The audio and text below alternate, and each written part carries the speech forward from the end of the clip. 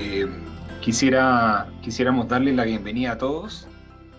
Entiendo que nosotros en este momento nos encontramos transmitiendo, estamos súper contentos de estar acá. Nos ha tocado en este seminario, ¿verdad?, trabajar con un círculo súper virtuoso de profesionales con quien hemos podido eh, complementar una presentación que entendemos es de interés para ustedes, así es que yo creo que sin más preámbulo y entendiendo el tiempo y la importancia del mismo, creo que sería súper bueno que pudiésemos comenzar con este seminario. Nosotros nos vamos a dividir la presentación en diferentes bloques y se me ha solicitado, ¿verdad?, que pudiésemos recordarles que todas las preguntas que ustedes quieran exponernos, es muy interesante la modalidad que tenemos de preguntas y respuestas en nuestro Zoom de seminario. En la pantalla inferior ustedes se van a dar cuenta que hay un acceso, ¿verdad?, particular para preguntas y respuestas, y creemos que es la mejor forma en la que podamos moderar estas preguntas y darle respuesta, ¿verdad?, a todos ustedes. Para comenzar, me gustaría, si podemos volver a eso, para comenzar me gustaría presentarles un poco al equipo con el que nos tocó trabajar este seminario, ¿verdad?, de una mirada integral de la salud de las personas mayores en contextos de pandemia, un tema exageradamente importante a propósito de la población en la que estamos observando, ¿verdad?, esto de las personas mayores. Eh, Nos tocó trabajar con María Juliana Peña Nacrur, que es de profesión fonoaudióloga, con Loreto Castro, que es enfermera especialista en gerontología, con Daniela Sánchez, psicóloga también partícipe del Hogar de Cristo, y con Javiera Oyarzo Pereira, magíster en psicología comunitaria, además de quien les habla. Mi nombre es Lincoln Fernández, soy de profesión kinesiólogo y bueno, toda mi vida la verdad es que he participado de investigación, información exclusivamente asociada a geriatría y gerontología, además de formación universitaria. Así es que súper contentos de estar acá y yo creo que vamos a comenzar este seminario de una forma muy elemental para introducir algunos puntos que vamos a ir tocando los expositores en lo sucesivo de la presentación. Así es que les agradezco a todos su presencia. Quizás comenzar diciendo que el contexto en el que nos estamos envolviendo, ¿verdad?, esto de las personas mayores, hoy día tenemos antecedentes suficientes para graficar la importancia de lo que significa una mirada sobre este grupo etario. Si tuviésemos que observar, ¿verdad?, estadísticas que son en definitiva cuantitativas y muy asociadas a un percentil o un porcentaje de logro, entendamos de que las personas mayores van en aumento y eso es bastante bueno que suceda así. Es decir, habla de un país con políticas sanitarias, sociales, con políticas públicas, con cierta robustez.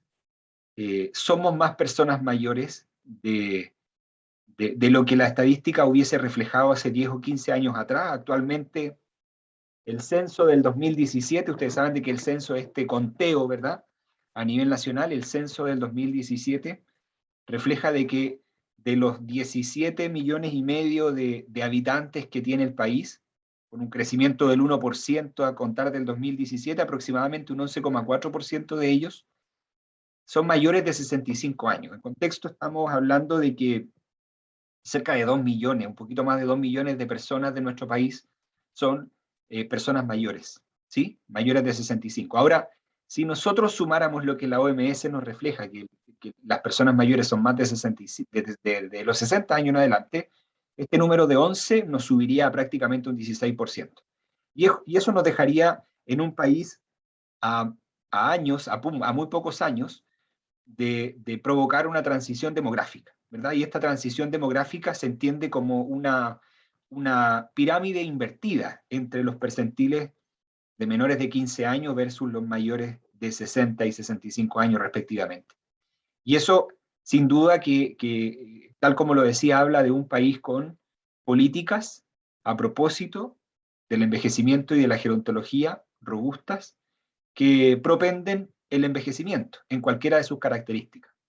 Una de las cosas que más me gusta ver de estos gráficos es que por primera vez pudimos mostrar en estos gráficos a las personas que son mayores de 100 años, ¿bien?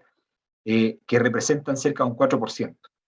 Hoy día, hasta el año 2017, con un crecimiento del 1% desde ese año en adelante, tenemos cerca de 5.000 personas mayores en nuestro país que sobrepasan los 100 años. Y eso sin duda que es tremendamente interesante. De eso, ahí ustedes podrán ver en la diapositiva, ¿verdad? Que cerca de el 60 y tantos por ciento son mujeres y el 30% restante aproximadamente son varones. Sin embargo, tener en nuestro país un gran número de centenarios nuevamente refuerza lo que yo he dicho anteriormente. Ahora, cuando hablamos de personas mayores en nuestro país, tenemos que entender de que esto ya no solamente se trata de aumentar en años, sino que también aumentar en calidad de vida, ¿verdad? Y en ese sentido, ¿verdad? Nosotros nos damos cuenta de que gran parte de las personas que viven en nuestro país se sienten o al menos se perciben en un estado activo, ¿verdad? Y es porque hoy por hoy ya no solamente hablamos del envejecimiento asociado a la única forma que tenemos de medir el paso del tiempo, que se llama edad, ¿verdad? Es decir, ya no es solamente la edad la más importante.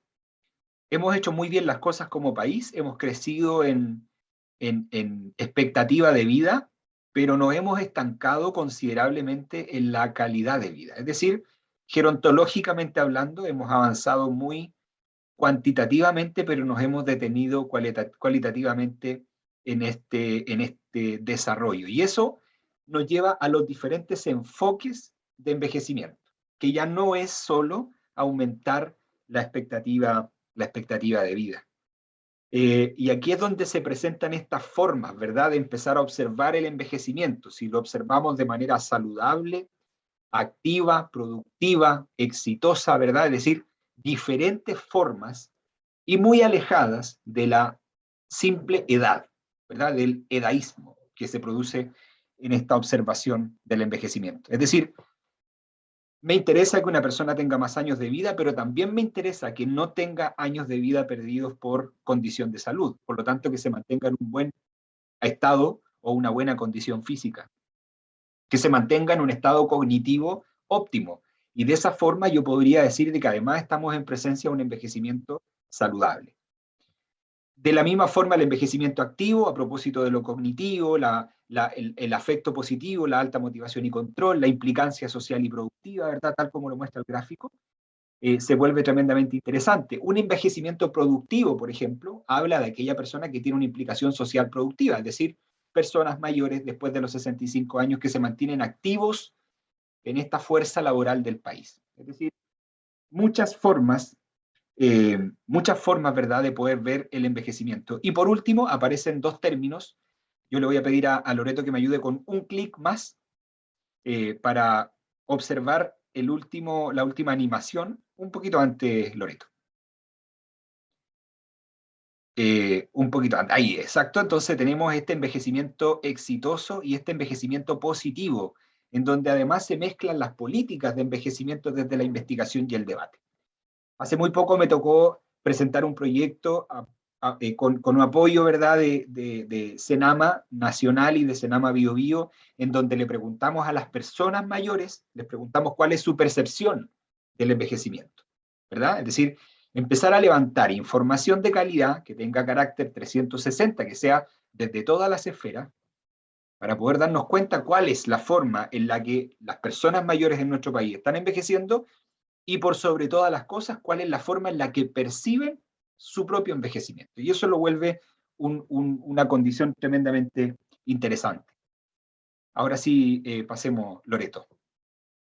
Y en ese sentido, en estos diferentes enfoques del envejecimiento, una de las primeras consultas que nos hacen las personas mayores, y en mi caso, ¿verdad?, que me toca desde la vereda de la educación, de la formación en profesionales de la salud, lo primero que nos preguntan es qué es normal y qué es patológico en esta concepción del envejecimiento. cuándo se envejece de manera normal y cuándo este envejecimiento comienza a tomar tintes patológicos, ¿verdad? Y ahí es donde aparece uno de los estudios que yo más cito al respecto. Vamos a hacer clic nomás, Loreto. Uno de los envejecimientos que más cito, de los estudios, perdón, que más cito al respecto, el siguiente clic es una línea que se va a poner ahí en la mitad, así que si quieres hacerlo al tiro, Loreto, no hay problema. Gracias.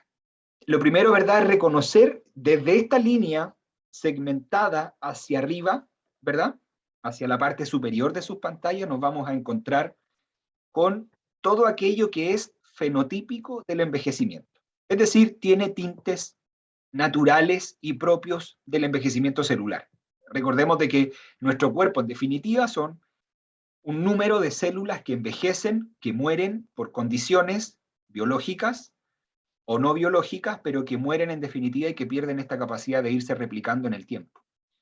En consecuencia, ¿verdad?, todo lo que está desde la línea segmentada hacia arriba es considerado dentro del proceso del envejecimiento como parte del proceso normal.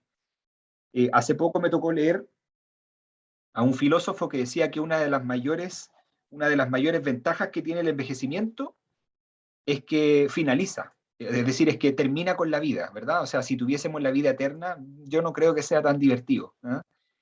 Así es que algunos cambios fenotípicos del envejecimiento pueden ser los cambios en la composición corporal, ¿verdad? O sea, todos nosotros reconocemos que las personas mayores, a medida que pasa el tiempo, empezamos, ¿verdad?, a cambiar nuestra composición corporal. Nos empezamos a encontrar con personas más delgadas, con cambios en la distribución de la composición corporal, a veces se ponen con una distribución de grasa corporal más tendiente hacia algunas partes, ¿verdad? Las arrugas, la piel ya tiene menos colágeno, por lo tanto cambia su aspecto, cambia las líneas, ¿verdad?, que nos definen como personas, ¿ya? O nos definen como una identidad, ¿verdad?, que nos dan un carácter de identidad. Esto empieza a cambiar. También tenemos el imbalance o el desbalance entre la producción y la utilización de energía, ¿verdad? Esto también es fenotípico del envejecimiento.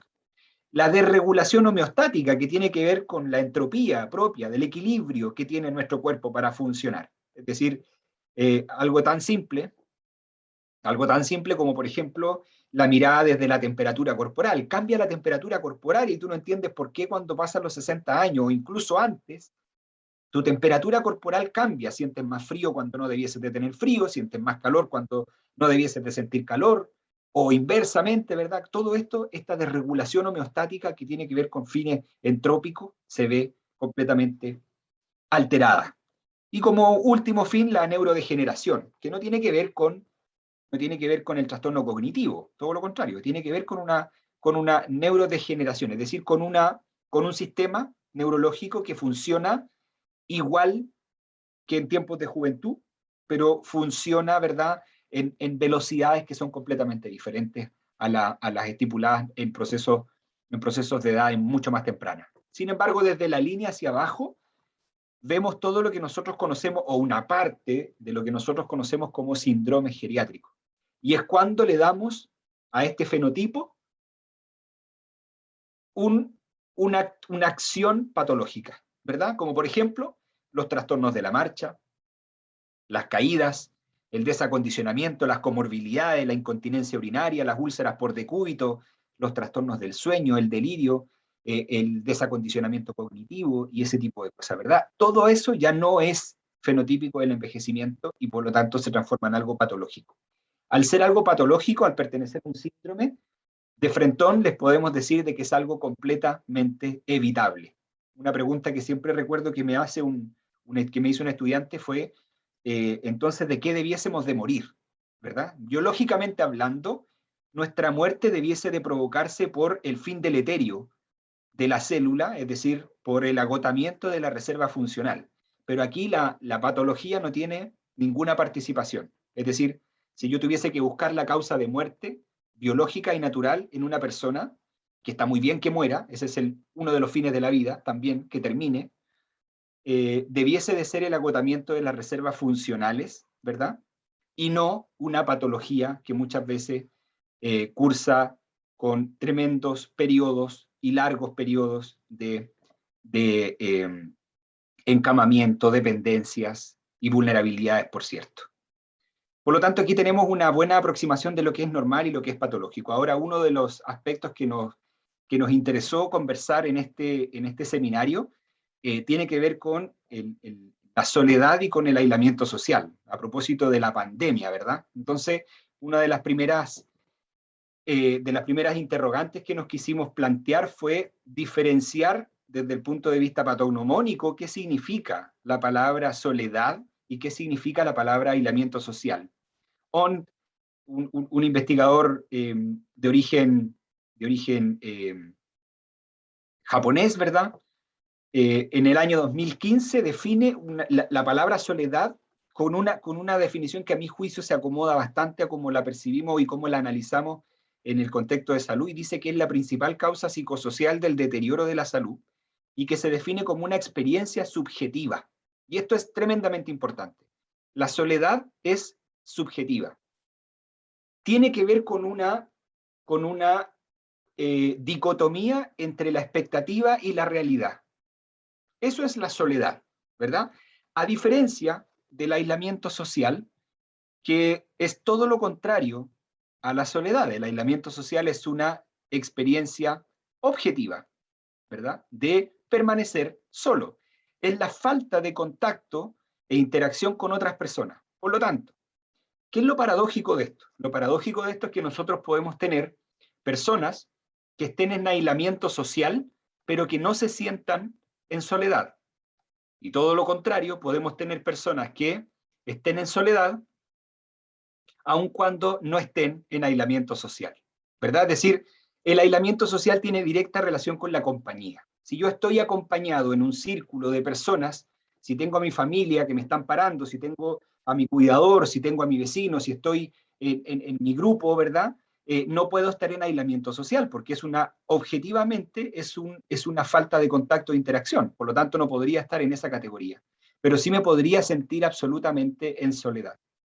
Y esto lo vuelve tremendamente interesante porque lo hace observable desde diferentes miradas. Es decir, ya no solamente tenemos que ver las definiciones, sino que tenemos que ver el abordaje, tenemos que ver la actividad física, la salud mental, la tecnología, la discriminación y los prejuicios, el infantilismo con el que nosotros tradicionalmente hemos desarrollado, ¿verdad? La observación de las personas mayores, este infantilismo. En mucha literatura científica se habla de infantilismo, de infantilizar la figura de la persona mayor. Y por supuesto que las políticas públicas y las diferencias sociales se vuelven también tremendamente interesantes. Como último comentario para diferenciar esto de la soledad y el aislamiento social, me gustaría comentarles, avancemos, Loreto, gracias, que la soledad y el aislamiento social en personas mayores son conceptos ampliamente estudiados, lamentablemente no en contexto latinoamericano.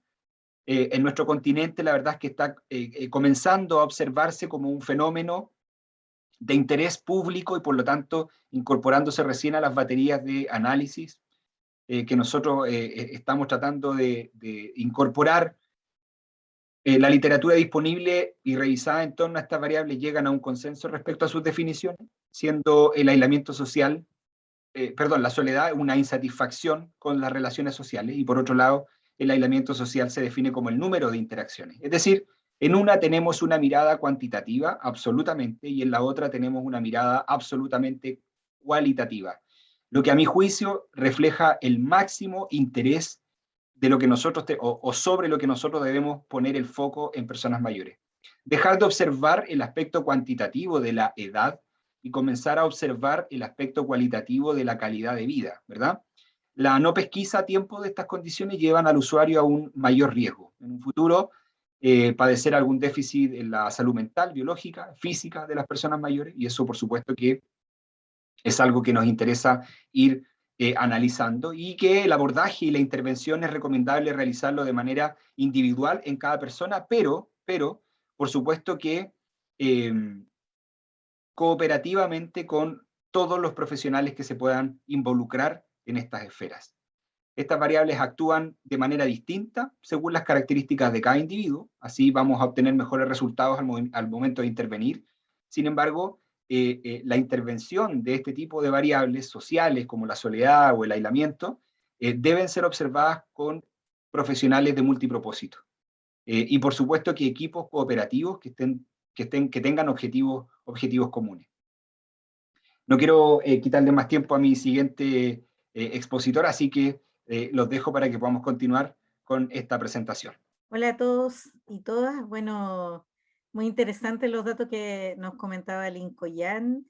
Bueno, yo soy Daniela Sánchez, trabajo en el Hogar de Cristo, de profesión soy psicóloga y también quiero contarles un poco a partir de la experiencia que nosotros tenemos como fundación en el trabajo con adultos mayores acá en la región del Biobío, particularmente yo trabajo. Estamos en distintos niveles trabajando con adultos mayores en residencia. También trabajamos con una experiencia muy bonita hace muchos años, más de 20 años, con programas a domicilio. Y de ahí quiero contarles algunos enfoques con los cuales nosotros hemos podido desarrollar este despliegue en los trabajos a domicilio con adultos mayores, para ponernos en el lugar desde la postura de donde trabajamos e intervenimos psicosocialmente. Y también, por qué no decirlo, cómo estos datos sociodemográficos de salud que nos indicaba Lincoln, cómo en tiempos de pandemia también han afectado y impactado a la población que nosotros atendemos, que en este caso son personas mayores. Primero decir que nosotros trabajamos desde una mirada gerontológica. En esto rescatamos principalmente el trabajo interdisciplinario, y ahí sin duda, más que tener tantas profesiones presentes en el Hogar de Cristo, lo que colaboramos muchísimo es con la academia. Seguramente hoy nos escuchan varios alumnos, docentes, y bueno, el aporte que pueden entregar los alumnos de distintas disciplinas es fundamental en el abordaje con las personas mayores. Eso nos ayuda a abordar de manera muy integral y también muy sistémica el trabajo con las personas mayores, en todos los ámbitos de la vida que les impactan y que le afectan. Y dentro de este modelo también gerontológico, interdisciplinario, algo que nosotros desarrollamos con mucha fuerza es el trabajo más comunitario. Ahí, si mi colega avanza ahí en la próxima diapo, es que nosotros efectivamente creemos que en la comunidad podemos lograr transformaciones que nos permitan acompañar a las personas mayores en todos sus desafíos. Y mayormente en la pandemia hemos puesto a prueba, digamos, toda la realidad comunitaria, las redes que nos permiten que las personas, aún con las grandes barreras que hemos conocido en la pandemia, puedan seguir siendo parte de la comunidad y además poder incidir en políticas públicas. Cuando nosotros podemos en comunidad mostrar la realidad de los adultos mayores, que es muy diversa. Si hay algo característico de las personas mayores, es que no encontramos solo un perfil de adulto mayor, sino que la diversidad es parte, digamos, de la característica de las personas mayores. Así como nos decía Lincoln, encontramos personas muy autovalentes, pero personas también que tienen distintos grados de dependencia. Pero a través de la gerontología comunitaria logramos abordar y apoyar en este trabajo que se desarrolla día a día. Si avanzamos, ahí también le voy a dejar este espacio a una colega, Javiera. Gracias, Dani. Hola a todas y todos. Un pequeño paréntesis en lo que expone Daniela, que tiene que ver con lo comunitario precisamente, es el concepto de participación, dado que es un elemento central en todo proceso comunitario. ¿Qué sería la comunidad si no participamos, no? Además de eso, el concepto de participación tiene muchas definiciones. No hay un consenso entre los autores, así que ahí, al lado del título, yo les puse política asociativa y comunitaria, que son las tres miradas que más utilizamos en el contexto de intervención social, ¿sí? La definición que tenemos al lado izquierdo es la de participación desde la psicología comunitaria, dado que, o sea, vengo a reforzar lo que decía Daniela recién, gerontología comunitaria. Por tanto, ese debiera ser más o menos el parámetro de donde nosotros nos vamos a parar para comprender lo que es la participación. Sería ejecutar o estar involucrado en algún acto o fenómeno social en el cual las personas están presentes. O sea, imposible participar de uno, ¿ya? Yo sola en mi casa lavo la loza, no estoy participando. Participo con otros y otras. Co-construimos saberes, co-construimos conocimientos. ¿Cuál va a ser la diferencia entre la participación política, asociativa y comunitaria? Es que en la participación política tenemos instituciones que vienen del Estado, del gobierno, que van a predefinir cuáles son estos espacios. Si nosotros podemos ir, por ejemplo, a una consulta ciudadana, te van a hacer ellos las preguntas, ¿no? Y ellos te dicen la hora, el lugar y cuál es el tema. Y tú podrás hacer una incidencia, pero bajo las condiciones que ellos digan, ¿sí? De comunitario, no, una consulta no tiene tanto, la verdad. Asociativa ya viene siendo cuando nosotros generamos una organización que se va a agrupar en torno a un tema de interés. Y lo comunitario tiene que ver con la comunidad. La comunidad tiene ciertas características que no todos los grupos tienen. Y ahí entran en juego definiciones como, por ejemplo, la identidad, el sentido de pertenencia, la historia común, el que tengamos lazos afectivos, que tengamos objetivos comunes, estrategias y movilicemos recursos para poder cumplir ciertos objetivos. ¿Qué pasa con las personas mayores, con la participación de las personas mayores? Hay ciertos espacios donde se ve como una participación comunitaria bastante activa. Los clubes de adulto mayor que funcionan en todo Chile tienen una participación en general interesante de distintos tipos, y ahí se ve como muy fuerte este tema de la necesidad que tienen las personas mayores de seguir perteneciendo a una cosa más grande, que viene siendo la comunidad. Necesito compartir mis experiencias, necesito escuchar relatos, necesito hacer cosas junto a otros. Y eso es algo que nosotros debiéramos fomentar. Acá cuando nosotros miramos los beneficios de la participación comunitaria, tiene mucho que podemos ofrecer o facilitar el espacio desde la intervención social. Como decía Daniela, tenemos la oportunidad en la intervención comunitaria de poder generar instancias donde las personas puedan crecer en lo personal, que puedan socializar, que puedan compartir las experiencias, y ahí se configuran los espacios de enseñanza-aprendizaje informal, ¿sí? Porque vamos compartiendo no solo lo que a mí me pasa como en lo emocional, sino también algunas herramientas de apoyo a otras personas. El estar en comunidad también nos ayuda a fomentar una capacidad crítica y reflexiva. Nosotros podemos agruparnos y decir, oye, tenemos un problema de este tipo, y quizás caminar con un fin más político que tenga un fondo de transformación social. Además, al estar en comunidad, como les decía yo, tenemos una pertenencia. Por tanto, al yo sentirme parte de algo más grande, yo también voy a apoyar al otro y voy a recibir apoyo de las otras personas. Por tanto, ahí vemos la cooperación. Comunidad sin cooperación no es comunidad. Quizás sea un grupo, pero no una comunidad, ¿sí? Nosotros dentro, bueno, de hecho hay una definición de Maritza Montero muy interesante que dice: la comunidad surge ante la emergencia.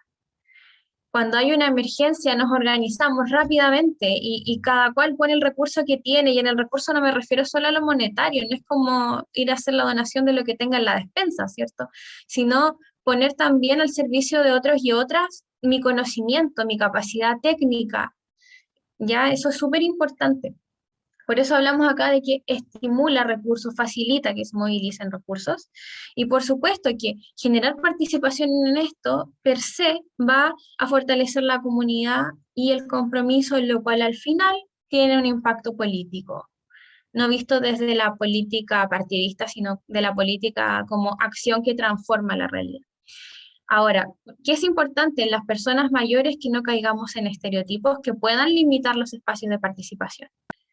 Creo que ese es un gran desafío, porque como decían antes Lincoln Jan, si vamos desde el infantilismo, les vamos a dar puros talleres que nosotros diseñamos previamente, quizás que tengan que ver con el ocio. Por ejemplo, hay organizaciones que promueven el turismo, lo cual está súper bien porque es necesario y es una experiencia muy bonita, pero si solo promuevo eso, estoy quitando espacio a la creación de comunidades que tengan una postura más política y de transformación, y de escuchar estas necesidades reales de las personas que hasta ahora no han sido escuchadas. Ese es un ejemplo importante.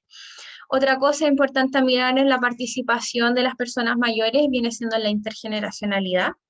Los espacios intergeneracionales son un desafío para nosotros y podemos fomentarlos. Tenemos mucho que aprender de las personas mayores y nosotros también les podemos enseñar cosas a ellos. Por ejemplo, lo de la brecha digital que tenemos hoy en día. Las personas más jóvenes manejamos muy bien WhatsApp, Zoom, Meet, distintas plataformas que hoy día entran a paliar un poquito esto de la sensación de soledad. Y si ellos no tienen las herramientas, les va a costar mucho más lidiar con esa sensación de soledad. Y ese es un trabajo intergeneracional que podemos hacer y que es un tremendo desafío. Eso por ahora, Dani. De ahí seguimos hablando. Sí, bueno, ahí como nos comentaba Javiera, es bien interesante lo que se puede desarrollar en la comunidad. Ejemplo claro son los clubes de adultos mayores, que en tiempos de pandemia también se han reinventado. Algunos han logrado reunirse presencialmente, otros han aprendido a usar el WhatsApp. Ya aprender el WhatsApp para ellos significa acceder a una comunicación más directa, también poder enviarse videos, hacer videollamadas, y algunos incluso, la experiencia nuestra es que algunos clubes incluso han logrado acceder, por ejemplo, a Zoom, con harto apoyo ahí, pero han logrado y han mantenido reuniones. Entonces ha sido bien interesante también cómo los adultos mayores se han reinventado en esta pandemia. No todos, pero ahí habla nuevamente de esta diversidad. Yo así rápidamente en esta imagen que ustedes ven, para nosotros es muy importante el enfoque de derecho en el desarrollo de la intervención social. Las personas mayores son sujetos de derecho, por lo cual ahí es muy importante escucharlos a ellos, hacerlos partícipes, digamos, incluso de la intervención que pueda desarrollar el Estado o instituciones del mundo civil, como son las fundaciones o organizaciones de la comunidad. Y es muy importante el empoderamiento de las propias personas.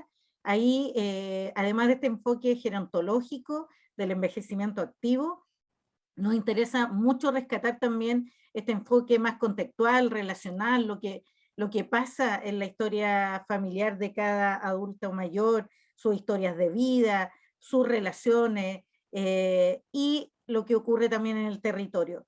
Me gustaría que pasáramos rápidamente, y si me ayudas Loreto, a la lámina que dice el impacto de la pandemia, porque ahí me gustaría detenerme un poquito más en lo que ha sido la experiencia para nosotros como fundación respecto a los adultos mayores. Está más adelante.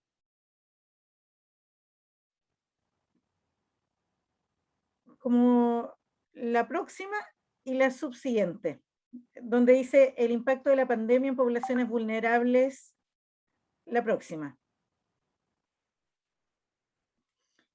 ¿Por qué me quiero detener en esta lámina? Es porque efectivamente en tiempos de pandemia todos quienes trabajamos con personas mayores y hemos sido muy desafiados para poder apoyar y acompañar este proceso que ha sido tan difícil para todos y todas, pero especialmente para aquellas poblaciones más vulnerables, y en este caso nosotros trabajamos con adultos mayores más dependientes, debo decirlo.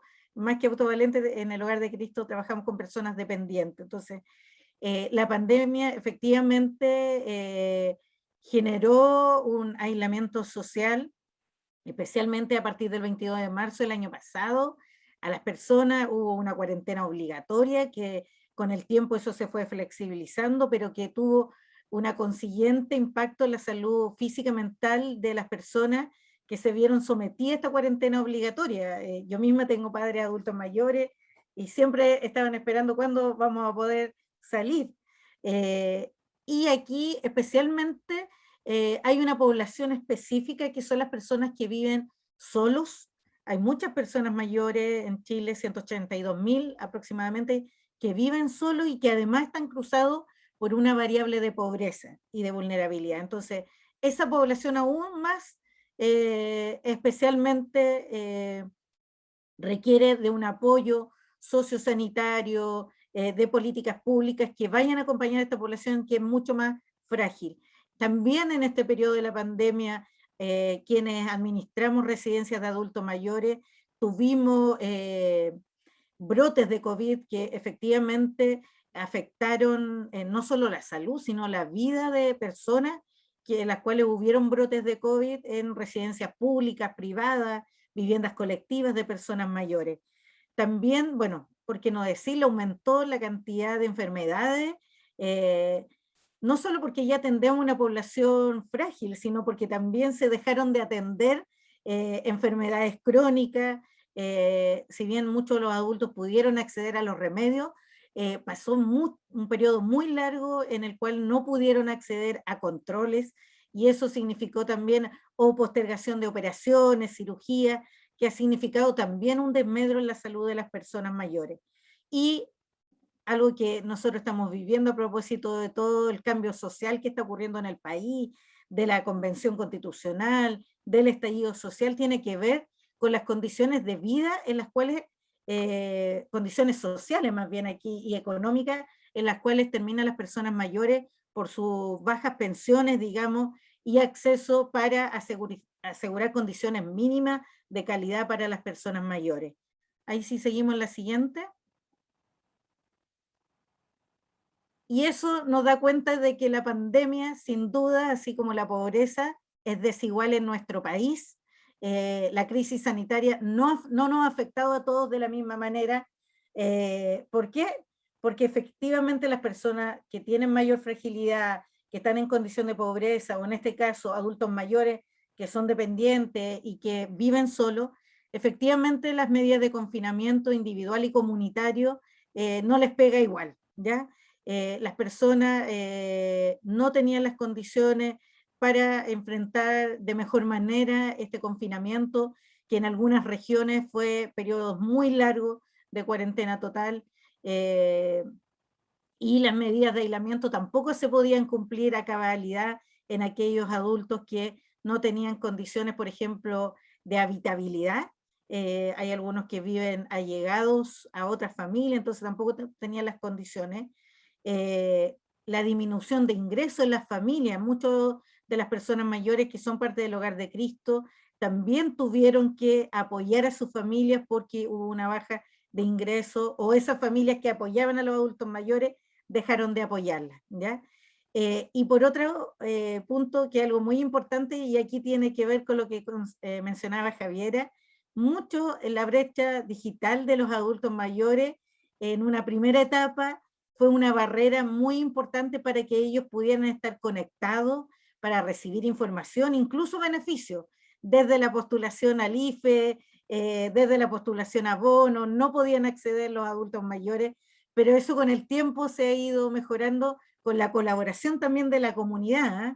Y de las redes y del Estado, que de a poco se ha ido haciendo cargo también de esta brecha digital que deja a muchos adultos mayores fuera de esta posibilidad de acceder a derechos y garantías sociales que ellos tienen como personas mayores. Ahí solo decir que ha sido fundamental en este periodo para la experiencia, por lo menos de nuestra institución, el contar con las redes comunitarias, y aquí no solo con los clubes de adulto mayor, en la red comunitaria también ha sido fundamental las iglesias evangélicas, católicas, las juntas de vecinos, los vecinos, un club deportivo.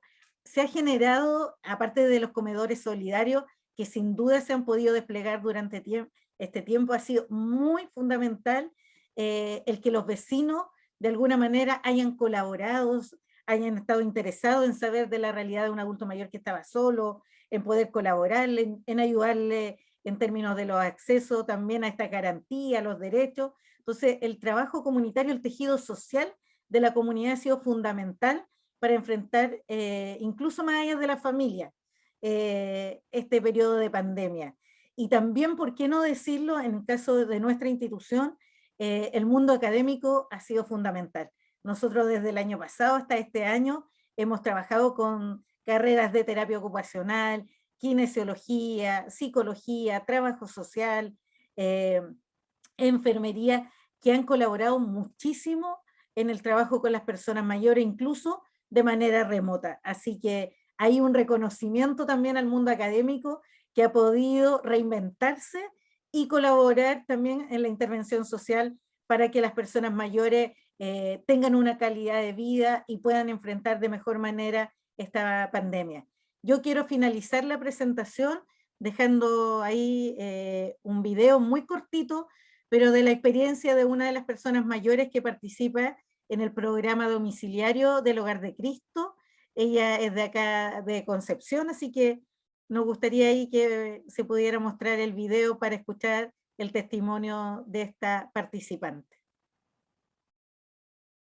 Rosa Constanza. Bueno, lo otro que se me ha olvidado es que me regalaron un teléfono de la Fundación del Hogar, así que ya ahora ya puedo ver a mi hija y veo a mis nietos. Estoy con ellos, pues mira, me ha costado para aprender, pero de a poquito tengo que aprender porque nunca había tenido esas cosas así. Pero de a poco voy a seguir aprendiendo. Pero al menos ya puedo ver a mi hija y ver a mis nietos. Y también del consultorio que me vienen a dejar mis remedios. Aquí también estoy agradecida de las señoritas que vienen a dejarme mis remedios. Me vienen a tomar la presión una vez al mes también. Así que todo eso le agradezco a todos porque por lo que hacen por uno, que son extraños y que ni la familia lo hacen ellos. Así que por eso soy agradecida de las señoritas que vienen a verme también. Así que, pero ya vamos a salir de esta pandemia para todo que sea bueno, que no tengamos que estar encerrados nomás, al menos los pobres viejos, que no. Yo misma que no puedo caminar, ya tengo que estar aquí, camino aquí adentro nomás, pero no es lo mismo. Así que por eso soy agradecida por todo lo que nos dan. Y los paseos que lo hemos dado también del hogar, que me han sacado partes que yo no conocía, también me sacaron el año pasado. Lo pasamos bien con los jóvenes que lo ayudan también ellos, los estudiantes. Han sido un 7 para mí, eso me mandaron un teléfono y me mandaron con una cosita que hasta mi hija se emocionó para poner el teléfono, que los jóvenes lo habían hecho para los viejitos. Así que también estoy agradecida de eso, porque ellos como jóvenes se preocupan también de los viejitos.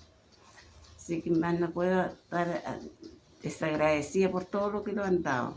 Yo he recibido harta ayuda, gracias a Dios, estoy recibiendo mis bonitos también, que estaba un poquito endeudada porque yo recibo mi pensión que nos da el gobierno, ¿no?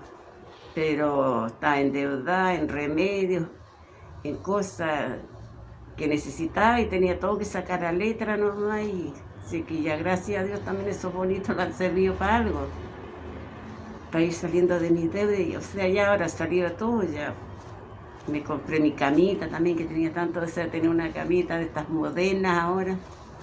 Así que algo bueno le hemos sacado a las enfermedades, a la pandemia, pero al menos ya, bueno, era pasar todo esto, ¿no? Ojalá que ya no siga más. Ahora lo van a poner la otra vacuna, creo, no sé, no me han avisado nada del consultorio, que también dice que lo van a poner otra vacuna, así que no sé, pues ahí estamos esperando, si te llaman. Eso sería. Y agradecida por todo lo que han hecho, la señorita del Hogar de Cristo, del consultorio también, que se han preocupado por nosotros, hemos tenido buena atención, sí, agradecida por todo. Eso sería todo. Ya, continuamos entonces con salud mental. Qué lindo el video, Daniela. Ahí como que queda súper claro que en realidad es súper importante el apoyo que todas y todos podemos hacer desde nuestros distintos roles, tanto personal como en el trabajo. Súper bonito. Bueno, vamos a salud mental, ¿verdad? Uno de los temas muy importantes, al igual que en la definición de la OMS sobre salud en general, que dice no es solo la ausencia de enfermedad, en salud mental también aplica, ¿ya? Es importante el estado de bienestar, no solo que yo no esté con una patología. Y quiero hacer hincapié en esto porque de repente uno dice, no, sí, o sea, uno lo escucha constantemente, yo estoy bien, mi salud mental está bien, no estoy con depresión, no tengo ningún trastorno, no estoy con crisis de angustia, y aún así tu salud mental quizás no está tan bien. ¿sí?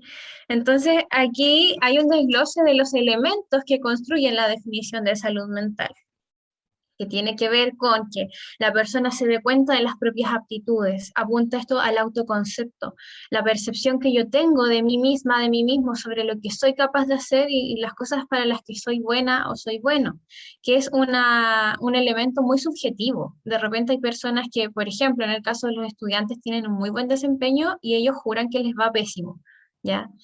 Entonces hay que tener mucho cuidado en eso, en ajustar los lentes de repente, ajustar la mirada para tener esta capacidad de reconocer cuáles son las aptitudes, las capacidades, como mis fortalezas personales. Si alguien tiene la capacidad de darse cuenta de aquello, un puntito en salud mental. Que afronte las presiones normales de la vida. Quiere decir, no significa que a mí si se me muere alguien no me dé pena, ni que no me ponga ansiosa para un certamen, sino de que a pesar de esa ansiedad o de esa pena, yo pueda hacer las cosas y que me vaya más o menos bien. Tiene que ver con eso. Poder trabajar productivamente y fructíferamente, además dice la definición. Importante, cuando nosotros no estamos bien en cuanto a nuestra salud mental, nos va a costar concentrarnos, nos va a costar empezar algo y terminarlo, al mismo tiempo disfrutarlo. El poder que algo sea fructífero no es solamente cumplir con la meta o el indicador que me pone mi jefe a fin de mes o a fin de semestre, sino yo tener la capacidad de ver cuáles son las cosas positivas del proceso, todo lo que aprendí. Yo también puedo hacer mi FODA personal, a pesar de que, bueno, soy profesora en la universidad, pero eso no significa que yo ya sepa todo. Ya siempre estamos aprendiendo y siempre van a haber puntos de mejora. Y eso tiene mucho que ver con trabajar productivamente, la capacidad de mirarnos y que seamos capaces de hacer una contribución a nuestra comunidad. Volvemos al tema de la comunidad. No estamos solas, no estamos solos, vivimos en un sistema donde lo que haga el otro repercute en mí. Todas las personas no podemos hacerlo todo, por eso hay diferentes oficios, profesiones y distintos roles. El que es profesor no puede ser bombero al mismo tiempo y ser chef y médico, ¿cierto? Por eso necesitamos nosotros vivir en comunidad y que la comunidad funcione como comunidad y no como un grupo. Entonces, considerando estas 4 cosas, desde ahí se mira la salud mental. ¿Qué pasa de repente? Es que volvemos a los estereotipos, lo que mencionábamos delante, a la persona mayor se le va a percibir como alguien que no tiene las capacidades de repente para desarrollar, por ejemplo, un trabajo productivo o que no va a tener la capacidad de mirar cuáles son sus posibilidades en el día a día, de hacer cosas. Entonces es muy importante que nosotros, al momento de juzgar a alguien o decir, oye, la salud mental de esta persona, más o menos nomás, bueno, hay que tener cuidado porque en realidad muchas veces eso está en base a los prejuicios. ¿Qué pasa ahora en Chile? La quinta encuesta de calidad de vida en la vejez, desarrollada en 2019, bueno, se empezó a desarrollar en 2019, pero toma datos ya de cuando comenzó la pandemia. Entonces, el contexto que ponen estos investigadores dice, comenzamos con estallido social que ya generó un impacto muy fuerte en la salud mental de las personas mayores y después viene el COVID, ¿sí? Ojo, no quiero aquí como decir, uy, nunca debió existir el estallido, no tiene que ver con eso, sino cómo impactó en la persona mayor. Esta tensión. Hay que recordar que las personas mayores muy probablemente vivieron, o sea, no, bueno, muy probablemente, de hecho vivieron la dictadura, ¿ya? En muchos de ellos empezó a funcionar la reminiscencia y se activan ahí todos los traumas previos. Entonces no fue algo sencillo y dependiendo del sector donde viva cada uno, por supuesto que se restringen las actividades de la vida diaria, los trayectos, etc. ¿Qué arrojó esta encuesta? Que el 33% de la muestra que participó de esta investigación presenta sintomatología depresiva. ¿Qué quiere decir eso? Desánimo, alteraciones en la alimentación, que de repente no puedo desarrollar mis actividades comúnmente, alteraciones en el sueño, pero en general esto del estado deprimido. 33% es harto, es un tercio. Aquí, para variar las mujeres, al parecer estamos más vulnerables, porque hay un 36,6% de mujeres que presentan estos síntomas y un 27% de los hombres. Tenemos igual una variable de género. En cuanto a la ansiedad, el 48,2% presenta síntomas de ansiedad, lo cual es sumamente alto, es casi la mitad, es altísimo. Y también se daba más en mujeres. Otra cosa que no puse acá como para no llenar la lámina, pero que también era interesante mirar, era que las personas con un nivel de educación más bajo tenían mayores niveles de sintomatología depresiva y síntomas de ansiedad. Y es algo que yo creo que igual debemos tener en cuenta al momento de intervenir con las personas mayores. Y aquí se hace fundamental el conocer el contexto de la persona. Volvemos a lo comunitario, ¿cierto?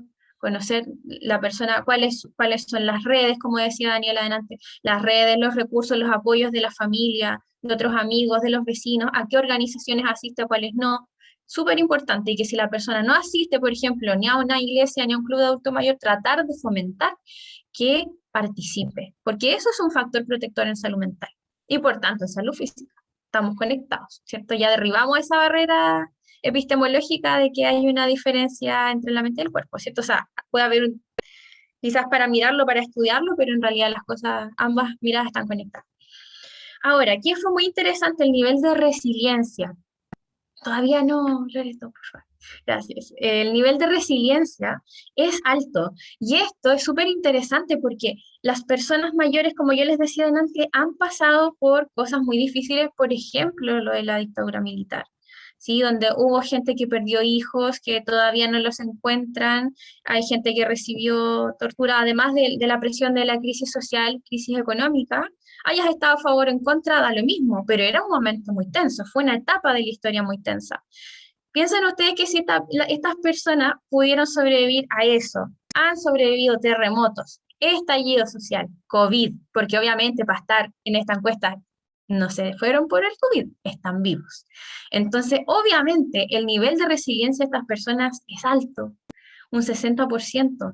Entonces, esto nos muestra de que por más de que se les pueda decir, ay, que no, que las personas mayores, pobrecitos, oye, tienen mucho que enseñarnos. Yo creo que este dato igual nos impulsa a fomentar el trabajo intergeneracional. Tenemos mucho que aprender de las personas mayores. Ellos tienen muchos recursos personales para poder hacerle frente a estas sintomatologías depresivas y ansiosas. Aunque los niveles sean altos, a pesar de eso, salen adelante. Y eso es muy importante. ¿En quiénes se ve mayor resiliencia? En hombres menores entendidos que son personas mayores, pero dentro de las personas mayores, los menores, ¿sí? Y que tienen un mayor nivel educacional. Y que el otro dato interesante es que el 40% percibe la falta de compañía. Retomando lo que decía Lincoln ya antes, falta de compañía que se traduce en soledad, que es una variable subjetiva, y que se da más en las personas mayores de 70 años. Así que ahí también tenemos un desafío para quienes trabajamos en el área psicosocial. Y no digo solo psicología, porque cada prestación que ustedes hacen como profesionales o como futuros profesionales para las personas mayores son fundamentales, son muy importantes, ellos lo valoran mucho, entonces hay que tratar de dar lo mejor de cada uno de nosotros. Y yo creo que otro desafío para ayudar con esto de la salud mental, para disminuir esta sensación de falta de compañía o poder contener a las personas para que ojalá haya menos sintomatología depresiva, menos síntomas de ansiedad, es muy importante el desarrollo de la alfabetización digital, disminuir la brecha digital. Bueno, ahora ya estamos fase 3, fase 4, al menos acá en Concepción, va a ser un poquito más fácil, yo creo, pero todo lo que ya pasó, o sea, ¿cuánta compañía hubiesen tenido estas personas si hubiesen manejado estas herramientas? Entonces, igual a nivel país tenemos ese desafío de no esperar a que ocurra de nuevo una crisis y ver, oh, las personas mayores no tienen las herramientas y más o menos, ¿quién se hace cargo? Ay, yo no fui. No, pues, o sea, es una tarea de todas las personas que participamos de la sociedad. Eso, fomentar los lazos sociales, ahí retomando lo que decía Daniela, va a ser muy importante en cuanto a la salud mental. Bueno, ahora voy a interrumpir un poco a Javiera. Mi nombre es Juliana y soy fonoaudióloga. Y yo les voy a hablar un poco de qué se ha afectado dentro del adulto mayor, si bien mis compañeras y compañeros han hablado igual harto de eso. Es muy importante destacar que en sí el adulto mayor, lamentablemente, sobre todo aquí en Chile, se ve en menos, ¿ya? Es un rango etario donde ellos se ven muy en menos, se ven complicados en distintas formas, ya sea en lo económico, en lo socioemocional, lo mismo que hablaba Lincoln, la soledad, el aislamiento social, las barreras tecnológicas, y bueno, principalmente todo esto se da porque dentro de la salud mental en Chile, lo que aporta el gobierno en sí súper bajo a lo esperado dentro del plan que existe de salud mental y psiquiatría. Ya se supone que el plan de salud mental y psiquiatría abarca aproximadamente un 5%, esto es del 2019, y el gobierno solo aporta un 1,9%. Entonces, en el fondo, ellos tampoco está como el recurso donde ellos puedan asistir. Muchas veces, a pesar de que muchos son resilientes, como bien decía Javiera, muchos tienen depresión, pero esta depresión va como camuflada, no se ve más allá, y eso también conlleva a que exista una alta tasa de suicidios dentro del adulto mayor. Eso es súper terrible, pero es dentro de lo que se ve afectado para ellos. Y más aún con este tema de la pandemia, donde no hay tiempo libre, no hay participación social por las cuarentenas, por la restricción, y porque al comienzo del COVID lo que más hablaba era que lo que se veía más afectado por esta enfermedad eran los adultos mayores, lo que causa también temor e incertidumbre porque no se sabe bien. Era un virus que recién estaba comenzando, ahora sabemos un poco más, pero aún así no de todo, con todas las variantes. Entonces para ellos sí les juzga esto de el temor, la incertidumbre, ya el hecho de la parte de la tecnología. Es cierto, ellos no están acostumbrados al mismo nivel que nosotros, se aíslan más, no pueden ver a la familia, la cantidad de gente que vive sola, adulta mayor, es muy grande en Chile, y los que viven en grupos familiares, cerca del 67% son los sostenedores de estos hogares, donde también ellos están sin poder trabajar, las pensiones son bajas, entonces en el fondo ellos tienen todo esto que los va afectando y lamentablemente catapulta que haya un problema a nivel de la salud mental, lo que también a nivel cognitivo hace que tenga una disminución de sus funciones, el hecho de que no puedan hacer participación social o tengan algún pasatiempo, si ellos, no sé, participan dentro de la municipalidad o como bien decía Daniela, dentro del Hogar de Cristo, de sesiones o talleres en conjunto, también hace que cognitivamente haya una disminución, porque se ven limitados y cerrados para poder ir más allá. La parte educacional también tiene aquí mucho que ver porque también va de la mano a la parte de las funciones cognitivas. Y ahí yo lo voy a abordar bien de ese lado, que es donde más se ve la parte fonoaudiológica. Pero ¿por qué? Cuando las personas tienen, lo haré un poquitito más atrás todavía, cuando las personas tienen bajo estudio, la parte cognitiva, la reserva cognitiva que se mantiene a lo largo de la vejez, se ve realmente muy impactada. ¿Ya? Y esto también, desde lo fonoaudiológico, hace que tengan problemas de comunicación. ¿Ya? Se ven aislados, como están solos, no tienen con quién hablar, hay baja comunicación. Entonces, todo esto va afectando la salud mental de los adultos mayores. Ahora sí, los vuelvo a dejar con Javiera. La verdad que ya lo mencionamos entre Dani y yo, así que pasemos a la siguiente. Entonces, retomo propiamente tal la palabra. Bueno, como les comentaba, yo lo voy a poner así un poco más hacia lo cognitivo y les voy a hablar un poco del deterioro cognitivo, que es algo que va muy de la mano con este envejecimiento que existe en las personas mayores, sobre todo en pandemia, ¿ya? Como están privados de tanto estímulo, tantas cosas, se genera lo que se conoce como el deterioro cognitivo, ¿ya? Que esto se caracteriza por la pérdida o deterioro de funciones mentales en distintos dominios, ¿ya? Puede ser conductual, puede ser neuropsicológico, pueden ser funciones cognitivas, ¿ya? Yo aquí les dejé casillas de varios tipos de cosas que se pueden ir alternando con el deterioro cognitivo. Hay que dejar en claro primero que el deterioro cognitivo que tiene que tener más de 2 por lo general de estas cosas alteradas, ya sea conductual junto a algo a nivel cognitivo, ¿ya? porque, por ejemplo, un adulto dentro de su envejecimiento normal puede tener alteraciones de memoria, pero eso no quiere decir que vaya a tener un deterioro cognitivo propiamente tal. Ya esas son cosas que van ligadas dentro de lo normal, como hablaba Lincoln Yang del envejecimiento que es patológico y el envejecimiento que es más normal. ¿Ya? Entonces, dentro de esto podemos encontrar alteraciones en la orientación, que es cuando uno está orientado en tiempo, espacio, en persona. Las gnoxias, que son la capacidad que tiene nuestro cerebro para reconocer información aprendida, por ejemplo, reconocer que la forma del triángulo corresponde al triángulo y no es otra forma. ¿Ya? La atención, que es, por ejemplo, lo que estamos usando todos ahora, la atención sostenida frente a algo.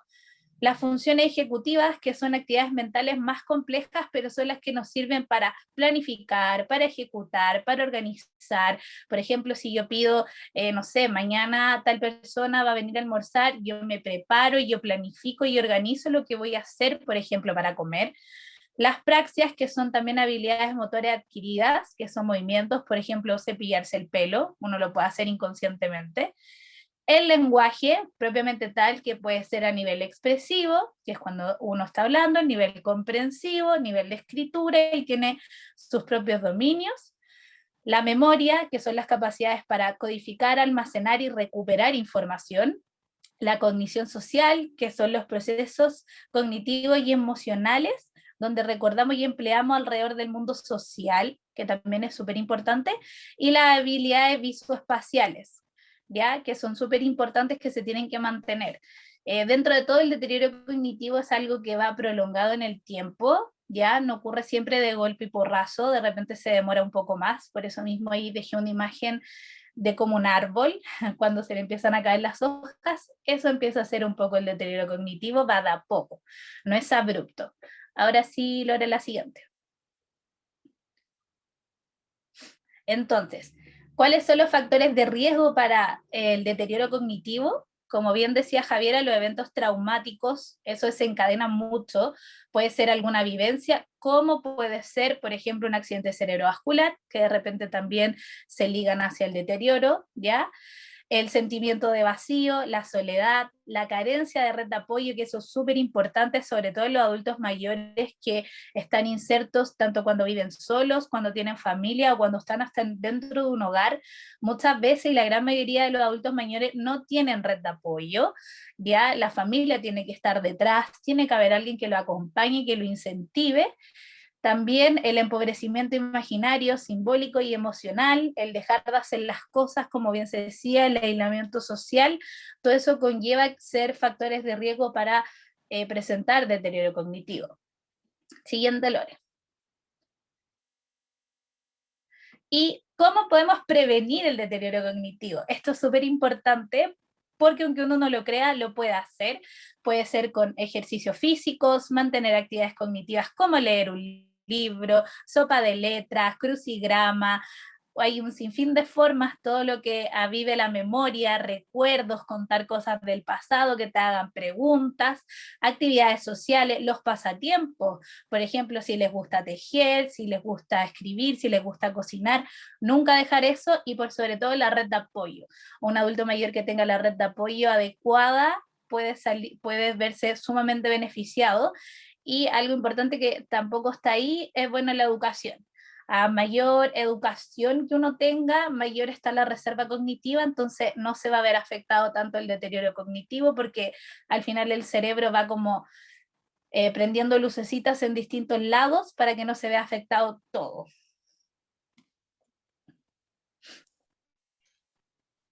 Lore, puedes continuar. Bueno, mi nombre es Loreto, soy enfermera y trabajo en neurología en unidad de memoria del Hospital Salvador. Bueno, y complementando de hecho lo recién expuesto, efectivamente en este periodo de pandemia, yo creo que en el contexto COVID partimos un poco mal con hablar justamente del distanciamiento social, que fue tan promovido desde un inicio, siento que deberíamos haber hablado quizás de un distanciamiento físico. Ese mismo distanciamiento social, erróneamente comprendido y difundido, yo creo que llevó en este caso a la pérdida muchas veces de autonomía y a la dependencia de las personas mayores que estaban confinadas, porque lamentablemente para poder socializar con ellos teníamos que quizás pasar barreras que estaban impuestas justamente dentro de las cuarentenas. Entonces muchas veces las personas que eran autónomas dentro de un contexto, y como hemos hablado durante todo este periodo, la persona mayor está en sociedad, depende justamente de las barreras ambientales, de una reserva de salud, de un contexto muchas veces que va enfocado en las patologías que tiene cada persona, de las redes sociales. Y justamente esto fue mermando muchas veces la autonomía de la persona mayor. En este caso, la autonomía está definida como una facultad de la persona para obrar según su criterio, con independencia de opinión y el deseo de otro. En este caso, la autonomía de la persona mayor justamente muchas veces no pudo ser ejercida porque habían barreras tecnológicas incluso para no poder realizarla. No sé, a lo mejor ellos hubiesen querido ver a sus familiares, no se podía, tampoco usaban WhatsApp, por tanto no los podían ver, no podían ir a comprar sus cosas, alimentos, ir a una actividad quizás de adulto mayor programada, y por ende fueron perdiendo su autonomía. En relación a la dependencia, como se define la necesidad que tenemos de otras personas para cubrir algunos aspectos fundamentales de nuestra vida y que de otra manera no podrían ser satisfechas.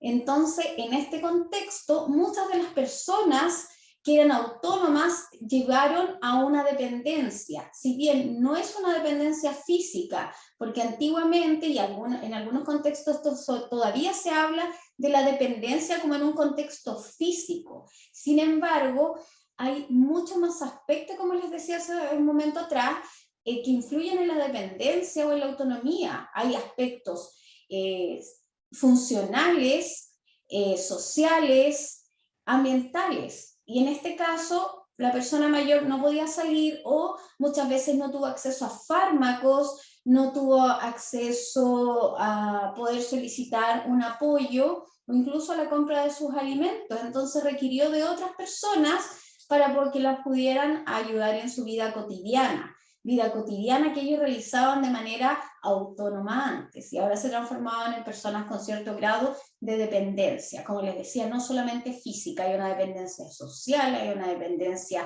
emocional también, que fue súper importante durante este contexto de pandemia que aún vivimos, pero gracias a por lo menos acá en tercera fase, podemos ya funcionar un poco mejor. Otra definición para autonomía es la persona mayor autónoma mayor de 65 años, sanos y afectos de enfermedades agudas o crónicas, pero no potencialmente incapacitantes. Ya en este caso se habla de justamente un aspecto mucho más médico en esta condición, pero como dice, sanos y afectos de enfermedades agudas, pero no por eso pierden la autonomía. Por eso no pierden el derecho de opinar, de ser, de decidir, de elegir, ¿ya? Entonces, eso es algo que muchas veces debe ser realizado por ellos solamente, y que en otras personas que pueden apoyarlos no necesariamente van a poder suplir esta autonomía, porque dejan de elegir y de decidir muchas veces, ¿ya? Como persona dependiente, el concepto que indica situación de riesgo de tener dependencia o padecerla, siendo potencialmente reversible o pudiendo mantener la autonomía mediante una intervención específica.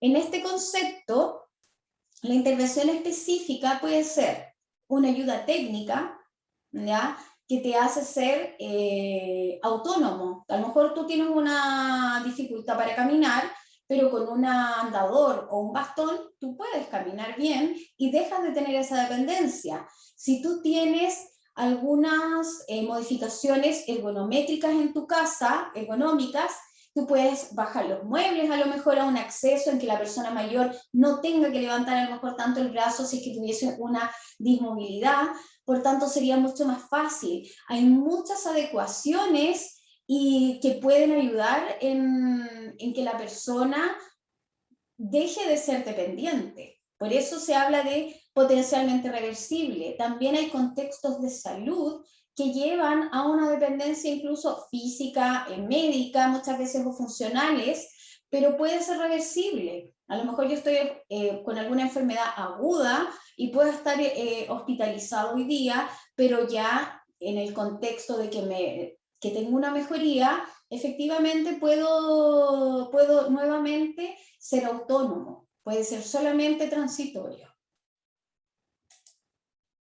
En este caso, para que una persona también sea autónoma, necesitamos un espacio físico, crear un ambiente seguro, ¿ya? Y dentro de eso tenemos que tener en cuenta el espacio físico, ¿ya? Una casa quizás en que podemos establecer que no tenga barreras físicas que lleven a un riesgo en la persona mayor a dejar de ser autónoma físicamente, objetos, quizás aditamientos que puedan ayudar también a la persona mayor a ser autónomo. Las personas, ¿en qué sentido? Muchas veces tenemos personas mayores con requerimiento de un apoyo de un cuidador. Y en este contexto, el cuidador debiese también ser menos asistencialista y dejar que la persona haga sus cosas, que la persona pueda ejecutarlas, quizás teniendo cierto grado de tolerancia, obviamente a las demoras, a cierta tolerancia en algunas rutinas un poco modificadas, pero que el cuidador también tenga el concepto de autonomía del otro y no lo ayude en todo, sino que solamente es lo que la persona mayor requiera, ¿ya?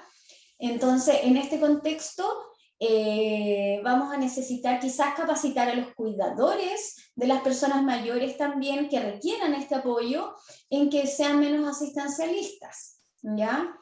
En la seguridad del medio ambiente también hay que respetar la cultura.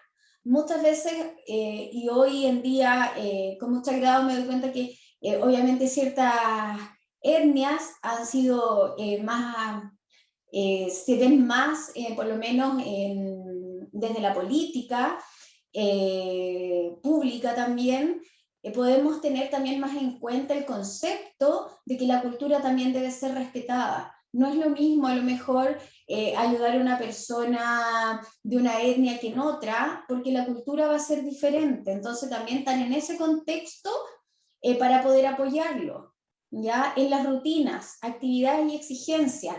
En este contexto, la exigencia es lo que puede hacer cada persona, ¿ya? Aquí no existe una generalidad o una transversalidad, así como esto es correcto para cada persona mayor, sino que debemos ajustar la rutina a la persona, ¿ya? Y en este caso, como hablaban hace un momento atrás, claro, podemos hacer talleres, sopa de letras, tejido, lectura, pero debe ser una actividad para que le guste a la persona o que tenga afinidad para la persona, no una actividad impuesta por otra persona, como decirle, haga sopa de letras. Si yo nunca he hecho sopa de letras, no creo poder conectarme con esto y facilitar a lo mejor que yo realice una actividad. Debe ser preguntado y respetado con la persona mayor cuál es la actividad que le gusta hacer o qué le gustaría que yo le facilite para poder hacer esto, ¿ya? Dentro de cómo influye el ambiente en la seguridad, se debe definir como normal. ¿Normal qué es? Normal es lo que a la persona mayor le acomode para ser autónomo o el nivel en que yo requiera la dependencia, en que esta persona requiera ayuda para suplir esta dependencia o grado de dependencia. Esa es la normalidad, es lo que requiere el otro, no es un estándar, ¿ya? Y eso hay que tenerlo súper claro, porque muchas veces los programas se crean como en una generalidad y está en la persona, en el profesional, entender que la generalidad de un programa es la base, y está en cada profesional indagar sobre la necesidad de cada persona que está atendiendo, ¿ya? Una actividad siempre que tenga significancia para la persona, ¿ya? No lo que signifique para mí, como enfermera tiene significancia para la persona que tengo enfrente, ¿ya? Proporciona oportunidades y recursos. En este caso, darle la elección, qué es lo que le gusta, como les decía hace un momento, y entregarle los recursos que ellos requieran o que necesiten, ¿ya? Permite o limita el desempeño. Un ambiente inseguro, obviamente, que va a limitar el desempeño. ¿Por qué? Porque si tengo una barrera física, ambiental, una barrera social, va a permitir no va a permitir un buen desempeño de la persona mayor. Influye en la conducta. Quizás un ambiente inseguro va a crear una conducta de aislamiento en la persona, quizás para no molestar, quizás porque no quiere pasar vergüenzas, entre comillas. Entonces esto también va a influir en que esta persona socialmente tenga una conducta también, como decía, más sociable. Reflejo de interés y motivaciones. El ambiente de la seguridad en este caso tiene que ser motivado justamente yo como un ente motivador, pero a la vez que a la persona tengo una significancia con la actividad. Y guía del ser y hacer. Significa, como les decía, yo debo decir más o menos como qué es lo que les gustaría hacer, pero es la persona quien decide. Yo solamente soy un facilitador de la actividad, digo yo, en el sentido de la sociedad, ¿ya? O ente de salud. ¿Cuándo es necesario el manejo ambiental para proveer seguridad? Cuando hay riesgos físicos, ¿ya? Físicos como les decía, una casa insegura, quizás con escaleras, que limiten la funcionalidad de la persona, como un riesgo ambiental, físico. Sociales, por ejemplo, justamente que haya una limitación con la familia, quizás en que tengamos que estén solos con aislamiento social y que tengamos que ser un ente comunitario que aporte en esta socialización de la persona. Y como decía Daniela en este caso, lo comunitario sí o sí va a servir y va a apoyar un 100% en crear un ambiente mucho más seguro para esta persona.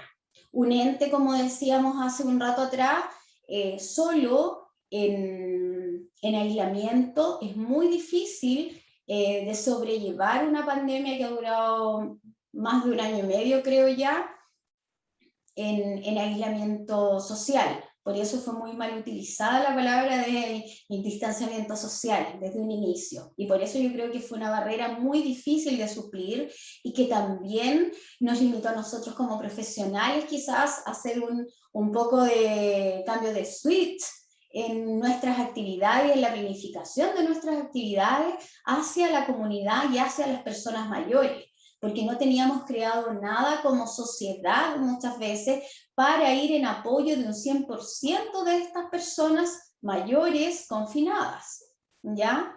Otro riesgo que se debe manejar para proveer seguridad es ver justamente los riesgos personales, como, por ejemplo, en las variables que afectan en la capacidad de desempeño, como en la condición de salud, que es una barrera justamente personal, en que nosotros como en esta pandemia, ¿qué tenemos que hacer? Facilitar los controles de salud, ¿ya? En este caso, activar en los centros que se pueda realizar la telemedicina, ¿ya? Nosotros acá en el centro nunca teníamos muy poca telemedicina, sin embargo, activamos la telemedicina para poder llegar a las personas.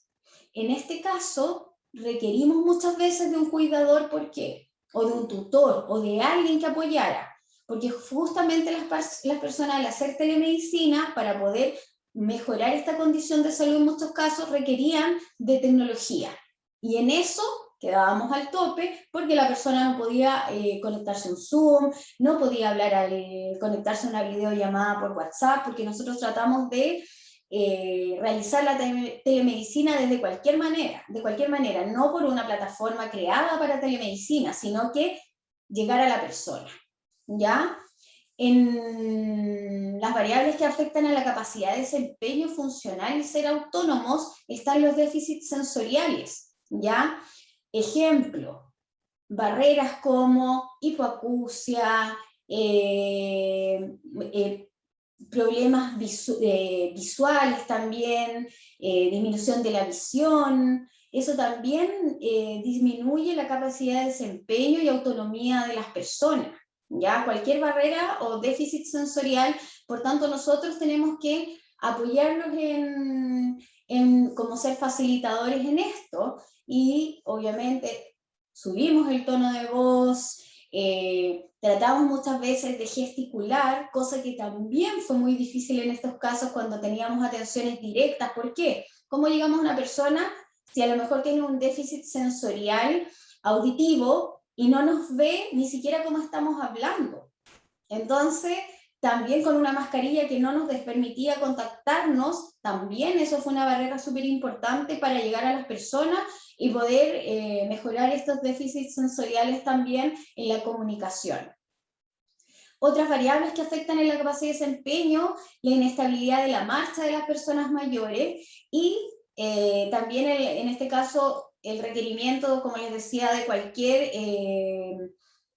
elemento de apoyo para la marcha, andadores, bastones, entonces había que facilitarlos.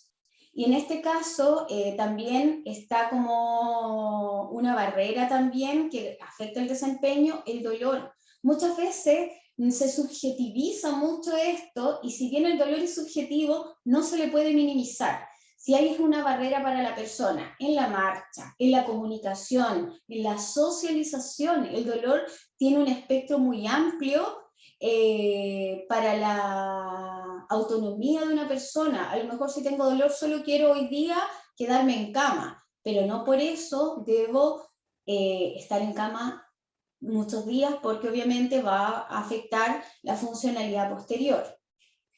También afectan en el desempeño el consumo de fármacos, inductores del sueño o ansiolíticos, muchas veces hacen que las personas estén un poco más lentas, que requieran un mayor estímulo para la capacidad de reacción en nuestra intervención.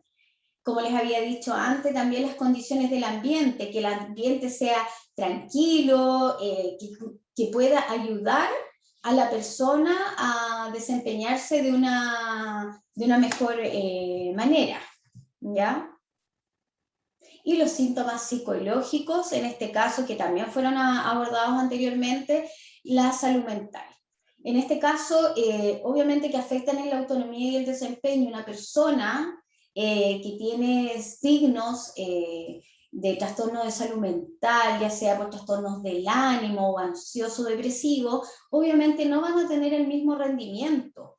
Y en este caso, como hablaba Julia hace un momento, justamente muchas veces influyen incluso en los deterioros cognitivos, y parecieran ser incluso algunas veces trastornos neurodegenerativos, pero no lo son. Uno trata a la persona mayor a través de salud mental, ya sea con fármacos o detectando el problema y pasándolo a salud mental para apoyo en psicoterapia u otro, y muchas veces el deterioro cognitivo no era tal, ¿ya? Entonces muchas veces la persona parece requerir ayuda y ser una persona dependiente, pero no lo es. ¿Ya? Entonces se tratan los síntomas psicológicos o de salud mental y puede ser reversible. Por eso les decía hace un momento atrás que efectivamente la dependencia no tiene un espectro que sea solamente soy dependiente y ahí me quedé, sino que puede ser reversible, y esta es una de las condiciones en que la dependencia, al menos desde el punto de vista salud, influyen y pueden ser reversibles cuando tienen síntomas psicológicos. Bueno, hablando y un poco y dándole un cierre a la presentación, hemos visto que en este contexto de pandemia,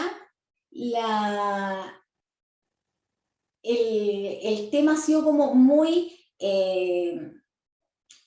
de todos los ámbitos y en todos los espectros, ha sido social, cultural, salud, económico, se han visto todas las áreas afectadas, y en todas las áreas hemos tenido que hacer intervenciones. Hemos visto que la persona no puede estar sola, y no solo la persona mayor, sino que muchos de todos los que hemos estado viviendo esta pandemia, hemos requerido de una u otra forma ayuda para poder sobrellevar esta pandemia, y que somos seres sociales en este caso, y que justamente han requerido de múltiples intervenciones para poder sobrellevar esto, y también nosotros aprender a realizar actividades que quizás no teníamos pensado realizar en distintos ambientes, realizar atenciones de salud mental a través de una videocámara, videochat.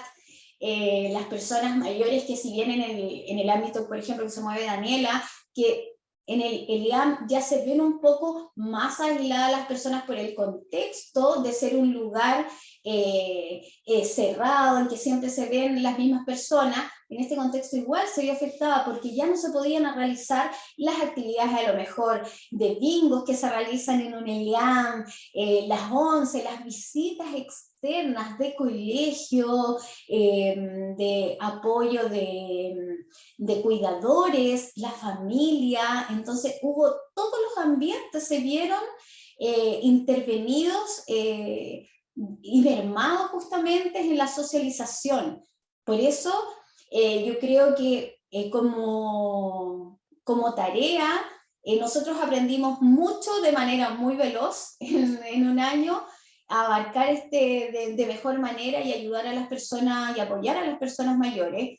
Pero también yo creo que las personas mayores en este contexto, quizás ahora, no creo que se haya resuelto todo obviamente, pero yo creo que van a estar un poco más preparadas, y nosotros también preparados para apoyarlos, y ellos para solicitar la ayuda. Quizás ya aprendieron a manejar mejor un teléfono, a lo mejor ya activaron redes de ayuda o de apoyos sociales.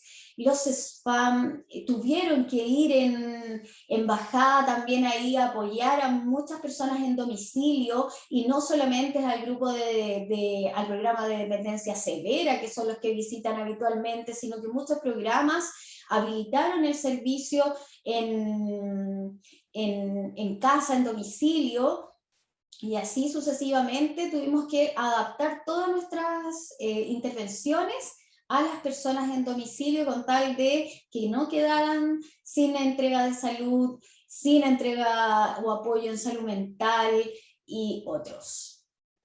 Dejo de compartir pantalla para dar paso a, no me acuerdo si Julia o Javiera, que nos va a apoyar con las preguntas del chat y de la casilla de preguntas y respuestas, para poder ir contestando sus dudas o inquietudes y poder aportar como equipo en esta parte de la presentación.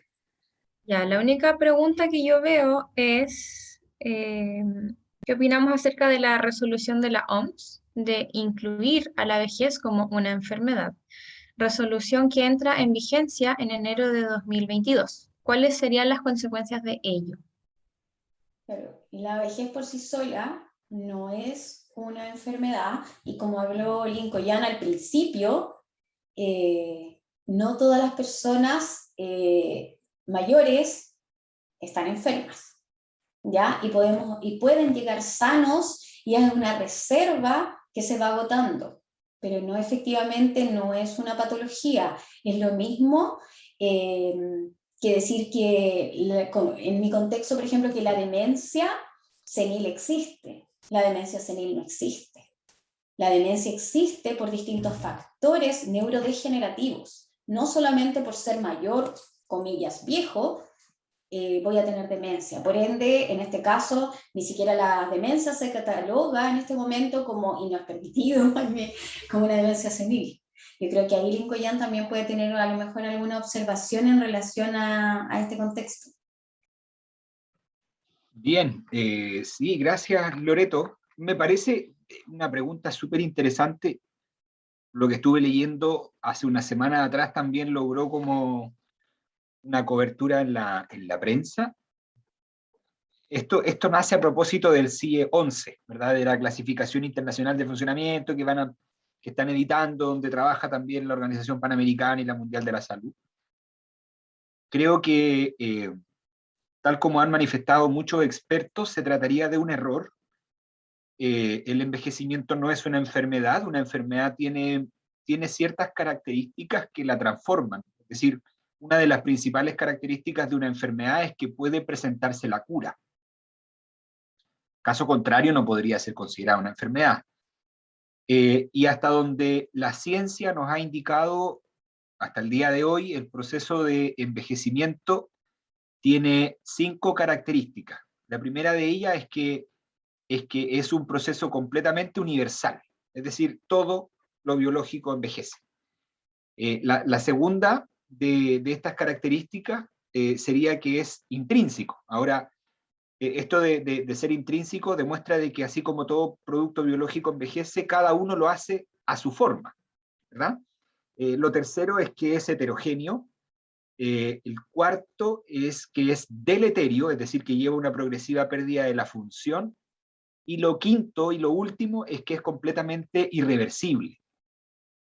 En consecuencia, y a mi parecer, a mi entender, hasta que no se demuestre que el proceso de envejecimiento puede ser reversible, ¿ya? Porque otra cosa es tener factores protectores para el envejecimiento, es decir, por ejemplo, la actividad física, ¿verdad? Es decir, el ejercicio físico termina siendo un factor protector en el carácter deleterio del envejecimiento. Termina siendo una píldora, una pastilla de buena práctica, ¿verdad? Pero no detiene el envejecimiento, ni menos lo lleva a un proceso en reversa. Por lo tanto, mientras el envejecimiento sea una conducta irreversible, no tiene sentido, ¿verdad?, considerarse una enfermedad. Me parece que es un debate que entra en lo antropológico, casi en lo filosófico, pero que bajo ningún punto de vista estamos preparados al menos en este siglo, como para poder considerarlo de esa forma. Y me quedo mucho yo con esto de que uno de los beneficios más grandes de la vida es que termina.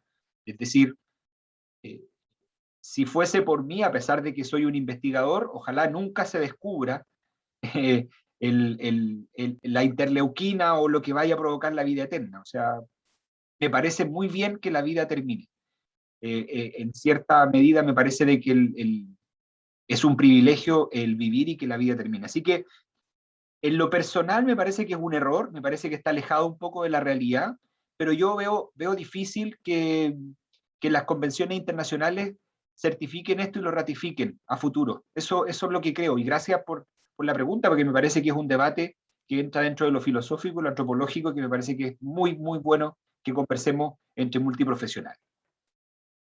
Oye, ahí me gustaría complementar también esta pregunta, que compartiendo lo que mis compañeros recién señalaban, de no estar de acuerdo, digamos, de que las personas mayores en sí mismos son una enfermedad, esto tendría unas implicancias sociales, políticas y económicas muy fuertes, porque finalmente pone entonces las personas mayores el problema y es no hacerse cargo de que efectivamente hay un porcentaje importante de la población mayores que arrastran enfermedades de base, crónicas, pero que es de una responsabilidad aquí en las políticas públicas que finalmente afectan, digamos, en la calidad de vida, en cómo llegamos, en qué condiciones llegamos a la vejez.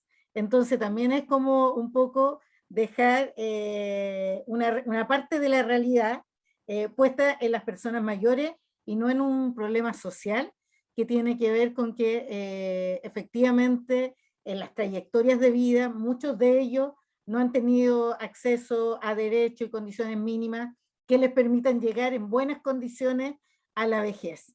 Entonces aquí un problema que es social, se le quiere atribuir de alguna manera al sujeto, al individuo, siendo que estas condiciones, como lo hemos visto, recientemente tuvimos los resultados de la CACEN, por ejemplo, cómo las poblaciones se han empobrecido, y esas poblaciones tienen rostros de mujer, niños y personas mayores. Entonces ahí hay una responsabilidad que no es de los sujetos, sino de las políticas públicas. Yo quería agregar algo también en relación a que esto es una mirada social y que hay un paradigma de base detrás de proponer que la vejez pueda ser una enfermedad y que tiene que ver con las miradas coloniales. Ya nosotros, si bien hoy día somos un país que no está bajo la corona española como lo estuvimos antes, sí tenemos muchas herencias del periodo colonial y en eso el conocimiento no está ausente, ¿sí? Y desde las miradas coloniales, donde la modernidad se instala como el paradigma imperante, es súper triste ver de que, bueno, esto traducido en el capitalismo en nuestro país, ¿cierto? Que en Latinoamérica somos como la encarnación del capitalismo, lo cual a mi modo de ver es un poco triste. Ahí se valora por sobre todo la productividad en base a la generación de recursos económicos. Entonces, ¿qué pasa? Que si la persona llega a una etapa donde no puede producir, donde no tiene autonomía, ¿para qué? ¿Autonomía para sentirse bien, para hacer lo que le gusta o autonomía para trabajar y darle más dinero a la empresa que lo contrata? Yo creo que estamos patologizando, o sea, no estamos, si es que esto se aprobara, se estaría patologizando una etapa más de la vida y a mi punto de vista, desde mi punto de vista, se patologiza porque la persona mayor quizás no es tan productiva como alguien más joven, porque es más, las personas mayores trabajan y hacen un aporte a la sociedad y hay muchas que trabajan sin remuneración. ¿Cuántas mujeres cuidan a sus nietos? Apoyando ahí a la familia, las mamás y los papás se van a trabajar tranquilos porque saben que la abuela está cuidando a los niños, que esos niños probablemente no van a sufrir vulneraciones, que ellos están seguros. Y eso es un tremendo aporte social y económico también, porque esa familia no tiene que pagarle a una persona que los cuide, por ejemplo. Entonces ahí también hay un aporte económico. Pero si vamos a ver la vejez en términos de la productividad, la rapidez, la solvencia, es una práctica tremendamente colonial a mi gusto que no se sitúa desde las necesidades de las distintas comunidades, sobre todo en Latinoamérica, que tiene otras miradas, otras necesidades y otros contextos. Entonces creo que eso igual es algo que tenemos que tomar en cuenta, hasta qué punto validamos estos parámetros externos impuestos y cuáles son los fines políticos también de estos parámetros. Sí, yo creo que es una pregunta muy interesante y que abarca todos los espectros de la vida social, económico, cultural, físico, salud, todo. Así que yo creo que fue una pregunta bastante interesante y que va de la mano de algo muy actual. ¿Ya? No hay más preguntas en el chat. Yo creo Sí, que hicieron sí, una recién. no tengo actualización. Acá está. La Julie tiene que leer. Sí, mira, dice, ¿cuál sería la solución o herramienta aplicable para cortar la brecha digital de forma concreta? O bien, ¿cuál sería el mecanismo? O bien, ¿cuál sería el mecanismo para mantener el contacto con las personas mayores?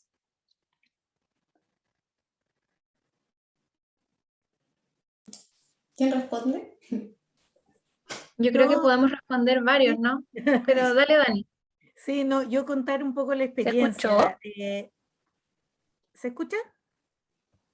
Que el año pasado fue mucho más difícil el mantener, porque las cuarentenas fueron mucho más prolongadas, entonces efectivamente tuvimos que recurrir ahí al teléfono, pero no a videollamadas, sino a las llamadas por teléfono y a visitas SOS, porque nosotros tenemos muchos programas a domicilio a lo largo del país, Entonces, no solo residencias, sino tenemos muchos más programas a domicilio, donde nuestra presencia es en terreno, en el territorio, Bueno, en si el quieren, entorno natural. Y ahí nuestra opción fue el teléfono.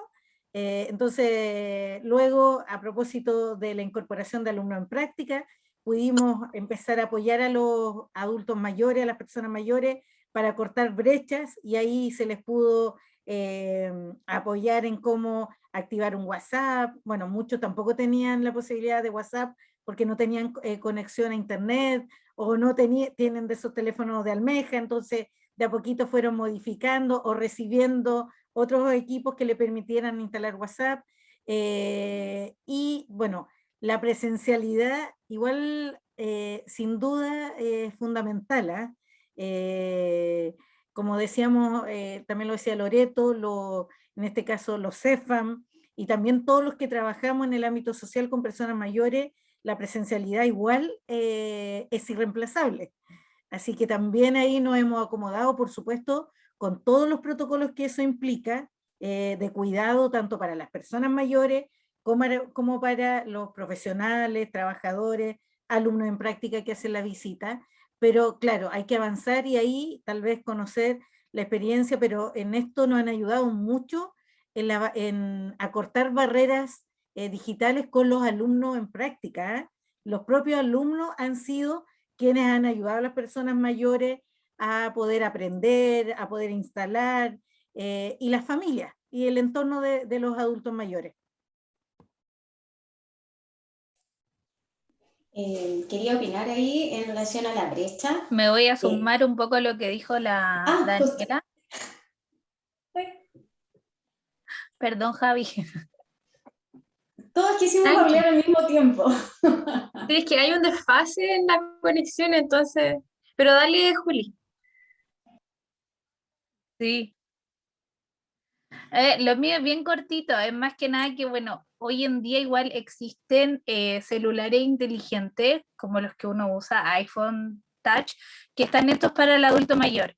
Pero lo que sí falta es que la sociedad en sí, como bien dice la Javiera, la comunidad también tenga la paciencia de poder enseñarles de cómo usarlos, porque en sí son aparatos electrónicos que tienen mayor accesibilidad, como el WhatsApp, pero aún así hay que enseñarles y hay que tomarse el tiempo para que ellos logren entender si es algo nuevo. Así como a nosotros nos costó, a ellos también les va a costar. Entonces, por ahí igual hay una ayuda tecnológica. Ya, ahí justamente yo creo que como han dicho todos, todos somos de aporte y ayuda en esta brecha tecnológica y digital que existió en este tiempo, pero también no hay que olvidar que justamente las personas mayores en este contexto no han tenido quizás todas las posibilidades educacionales, y por tanto eso también ha influido mucho en que puedan alcanzar de mejor manera o de manera más rápida la tecnología y el poder utilizar esta tecnología. Porque hay muchas personas que o son analfabetas, son analfabetos por desuso también, muchas personas mayores, entonces eso no hay que olvidarlo, y por más facilitadores que seamos, no vamos a poder suplir 100% esa brecha. Yo creo que ahí hay un contexto de posibilidad que hubo de educación en esta etapa, que también ha marcado de manera muy importante la brecha. Muchas personas mayores no tenían celular y no lo lograron tampoco utilizar por esta causa de la brecha del acceso a la educación que tuvieron en aquellos años. Lincoln, ¿tiene la mano levantada? Sí, es que me parece súper interesante lo que estaba hablando Loreto recién, igual que las colegas. Comentarle que me parece de que hay cosas con las que podemos lidiar y cosas con las que no. Es decir, los adultos mayores o las personas mayores lidian bastante mejor de lo que nosotros pensamos con sus propias limitaciones. Es un estudio de enfermería que apareció publicado en una tremenda revista canadiense que decía que tenemos que dejar de sentirnos empáticamente afectados por las condiciones de las personas mayores porque ellos lo ellos viven bastante bien con esa condición. Y no recordar, no dejar de olvidar también la edad social. ¿Eh? La edad social probablemente no les permite usar un celular de gama avanzada. Y sencillamente no sé si tenemos que solucionar esa brecha o esperar que socialmente las cohortes avancen hasta que puedan utilizarlas. Nosotros, por ejemplo, nuestras cohortes, nuestras generaciones, tendremos las mismas limitaciones u otras. Pero creo que parte de vivir en sociedad y en comunidad tiene que ver con respetar la edad social de las personas y buscar alternativas. De pronto, la utilización de un smartphone o la utilización de aplicaciones que tengan procesos complejos de cobertura, quizás no es la vía, no es la forma. Y tendremos que buscar otras. Pero para eso estoy seguro que hay un equipo y que tienen que existir equipos de profesionales súper dispuestos a encontrar esta forma. Recuerdo hace poco un equipo de la Universidad de Talca, un equipo de ingenieros informáticos que estaban diseñando carros de supermercados habilitados y dispuestos para personas mayores. En muchos otros contextos, no solamente en la altura o en otras cosas, sino que en muchas otras líneas, ¿verdad? Para ser mucho más responsivos a para personas mayores. Así es que tendremos que adaptarnos, pero no olvidar la edad social. O sea, tenemos una edad cronológica, pero no tiene por qué ir en concordancia con una edad social. Eso. Sí, ahí es súper importante en relación justamente con la autonomía y dependencia, es que no es la persona quien se tiene que adecuar al resto de nosotros, sino que somos nosotros como sociedad muchas veces que tenemos que adaptarnos y respetar justamente cada aspecto de la persona mayor. Muchas veces no desean tener celular, no desean una comunicación por videochat porque no les acomoda. Quizás solamente el teléfono clásico es lo que quieren, y muy bien por ello. Yo creo que está en nosotros también crear una mejor sociedad para ellos, más integradora, respetuosa, va en todos nosotros como comunidad. Yo creo que eso es algo súper importante en general. Sí, yo quería comentar que a mí me tocó igual acompañar procesos de proyectos sociales de estudiantes y claro, ahí lo que nosotros veíamos es que efectivamente lo de la brecha social de repente era una complicación al momento de que las personas pudieran participar de manera remota de las actividades, pero de que nos dimos cuenta también que quizás antes de llegar y hacer el taller de alfabetización digital, lo que había que hacer era sondear la motivación de las personas, que ahí se enlaza directamente con lo que dice Loreto. Si la persona no ve una utilidad para esto, no va a querer aprender probablemente, ¿ya? Si, por ejemplo, no sé, yo tengo un emprendimiento, yo digo, oye, en realidad me gusta mucho usar Canva porque puedo hacer afiches que son gratuitos, un diseño bonito, etcétera, ok, tiene una utilidad para mí, pero quizá a la persona mayor eso no le importa. Y ahí tenemos que ir precisamente a ver cuál es la motivación, que si queremos enseñar eso, tenemos que buscar la utilidad. Si la persona mayor le va a servir la videollamada porque va a poder hablar con sus hijos, con sus nietos que quizás están al otro lado de la ciudad, por ahí puede que haya una motivación mayor para aprender, como ojalá ir con una perspectiva más bien horizontal, no de yo imponer la intervención, sino tomar en cuenta el grado de motivación y la percepción de utilidad. Yo creo que eso es fundamental. Y volviendo a lo intergeneracional, como decía Daniela, claro, los estudiantes han hecho un aporte, precisamente es un trabajo intergeneracional y quienes tienen abuelos también hacen un trabajo intergeneracional, aunque no lo sepan. Los que tienen abuelos y abuelas y les enseñan, oye abuela, tomémonos una foto, hagamos un video, mira la videollamada con mi tío y no sé qué, eso es trabajo intergeneracional. Entonces, desde nuestros distintos roles, tanto como profesionales, como estudiantes, como mi rol de hija, de nieta, yo puedo apoyar este tipo de procesos. No todo tenemos que dejarlo tampoco en manos de la política pública. Si bien obviamente es importante el apoyo que dan, es fundamental, pero nosotros también podemos hacer nuestro aporte, porque en realidad los cambios sociales se generan por una multiplicidad de actores que están colaborando. Creo que por la hora ya podemos ir terminando. Yo creo que fue un agrado participar en esta actividad y yo creo que bueno, me tomo la palabra, pero para todo el equipo en que trabajamos creo que fue muy agradable y yo creo que a todos nos aportó, espero que ustedes también y esperamos una próxima actividad en que podamos aprender todos como les decía, a respetar, a integrar y a educarnos todos sobre las personas mayores. Así que muchas gracias a todos y hasta la próxima.